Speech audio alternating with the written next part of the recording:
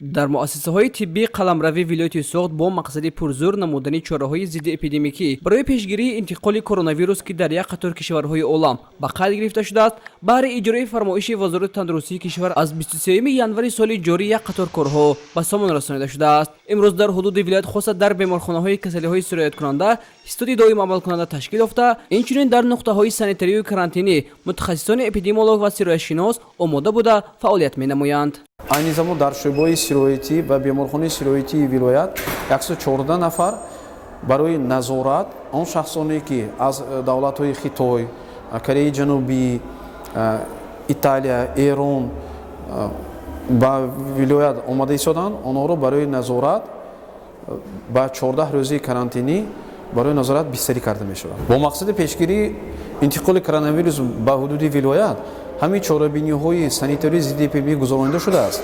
айни замон дар ҳудуди вилоят гирифтории суръатёбӣ ба коронавирус мушоҳида намешавад, ба қайд гирифта нашудааст ва ҳамаи ҳолатҳое ки барои пешгирии корбарӣ дар ҳамаи муассисаҳои тандурустӣ рафта истодааст ва ҳамаи маводҳои безараргардонӣ, дорувори зидди вирусӣ ва антибактериалӣ ба миқдори кофӣ таъмин мебошад.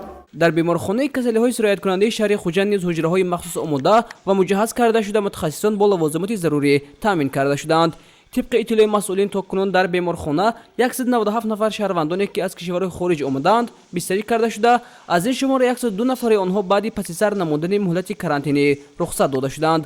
ҳоло бошад дар беморхона 95 нафар зери назорат қарор доранд. дар асоси қарори мушовирии вазорати тандурустӣ ва ҳифзи иҷтимоии аҳолии ҷумҳурии Тоҷикистон ки аз сани 1 феврари 2020 сол интишор гардидааст таҳти рақами 2-1 дар беморхонаи касалиҳои сирояткунандаи шаҳри Хуҷанд таҳти фармоиши ном рақами 43 ситоди доими амалкунанда ташкил карда шуде. мақсади ташкил намудани ин ситоди доим амалкунанда барои пешгирии интиқоли бемории коронавирусӣ мебошад. боиси зикр аст ки дар нуқтаҳои санитарию карантинӣ фурудгоҳи байналмилалии Хуҷанд, хадамоти мусофиркашони корхонаи воҳиди давлатии роҳи оҳани Тоҷикистон ва 8 гузаргоҳҳои сарҳадии вилояти суғд нуқтаҳои санитарию карантинии шаҳру ноҳияҳои дигар бо давлатҳои ҳамсоя пурзур карда шуда, шаҳрвандоне ки аз кишварҳои Чин, Эрон, Кореяи Ҷанубӣ ва ғайра меоянд тавассути дастгоҳи махсус санҷида мешаванд.